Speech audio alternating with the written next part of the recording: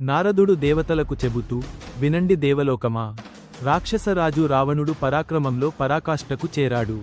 3 లోకాలను జయించి ఇప్పుడు వానరరాజు వాలి వైపు దృష్టి పెట్టాడు. ఈ యుద్ధం ఒక గర్వం ఎలా కూలిపోతుందో చూపిస్తుంది. పుష్పక విమానం దిగి రావణుడు అర్ధరాత్రి వాలి నగరాన్ని చూస్తూ నిలుచుంటాడు. రావణుడు గర్వంగా, ఈ వానరరాజు వాలి అంటే ఎంత పరాక్రమం, నా ఎదుట ఎవ్వరూ నిలువలేరు. వాలీకి కూడా ఓ చిన్న పాఠం చెప్పాలి. ఆకాశమంత గర్జనతో, రావణుడు, వాలి, లంకాధిపతి రావణుడు వచ్చాడు, ధైర్యమైతే బయటకు రా.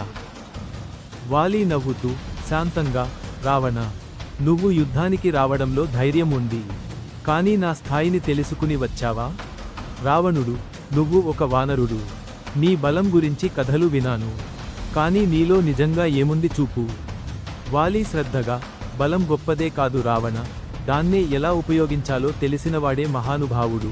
వాలి ఒక్కదెబ్బతో రావణుడి ఖడ్గాన్ని చేతిలోంచి పడేస్తాడు. రావణుడు, ఇది ఏమిటి, నన్ను ఇలా ఒక్క వానరుడు ఓడిస్తున్నాడా? వాలి కాసింత కోపంగా, నీ గర్వాన్ని కాస్త కిందికి తేవాలి రావణ, వస్తావా నా తోడేల లోపల ఒక ప్రయాణానికి? వాలి తన తోకతో రావణుడిని చుట్టి గట్టిగా కట్టి పట్టుకొని ఆకాశంలో చుట్టుకుంటాడు. పుష్కలవేగంగా ప్రపంచం చుట్టి తిరుగుతూ ధైర్యాన్ని ప్రదర్శిస్తాడు. వాలి గర్జిస్తూ, ఇదే నాది బలం, నేను గర్వపడను, కాని అవసరమైతే చూపించగలను.